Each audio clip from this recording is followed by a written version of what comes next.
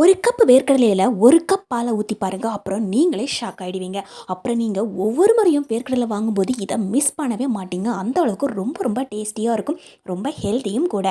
இப்போ நம்ம இதுக்காக ஒரு கப் வேர்க்கடலையை நல்லா வறுத்து எடுத்துக்கலாம். இந்த வேர்க்கடலையை ஒரு முறை நல்லா புடச்சி எடுத்துக்கோங்க. அதுக்கப்புறமா ஒரு கடாயில் போட்டுக்கோங்க. இப்போ நம்ம ஒரு கப் அளவு பால் எடுத்து அந்த வேர்க்கடலை மேலே அப்படியே ஊற்றிக்கலாம். ஒரு நிமிஷத்துக்கு நல்லா கொதிக்க விட்டுக்கலாம்.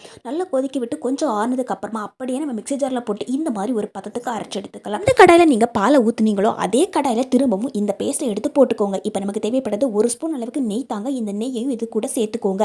நெய் சேர்த்ததுக்கு அப்புறமா இதில் நம்ம தேவையான அளவுக்கு இனிப்பு சேர்த்துக்கணும். நான் இதில் ஒரு கப் அளவுக்கு நாட்டு சர்க்கரை எடுத்துக்கிறேன். இந்த நாட்டு சர்க்கரையும் இது கூட சேர்த்து நல்லா இந்த மாதிரி மிக்ஸ் பண்ணி எடுத்துக்கோங்க. இது மிக்ஸ் ஆக ஆக நல்ல ஒரு கிரீமி பதத்துக்கு வரும். கலர் நல்லா சேஞ்ச் ஆகிடும். இப்போ பார்த்தீங்கன்னா ஒரு அல்வா பதத்துக்கு வரும் பாருங்கள். இந்த மாதிரி நல்லா சுருண்டு வந்திருக்கும் ஒரு நிமிஷத்துலேயே. அல்வா பதத்துக்கு வந்ததுக்கு அப்புறமா ஒரு பாத்திரத்தில் இது அப்படியே கொட்டிக்கோங்க. இதுக்கு மேலே கொஞ்சம் நட்ஸ் தூவி விட்டுனா சூப்பரான வேர்க்கடலை அல்வா சட்டுன்னு ஒரே நிமிஷத்தில் ரெடி பண்ணலாம். வீடியோ பிடிச்சா லைக் பண்ணி ஷேர் பண்ணி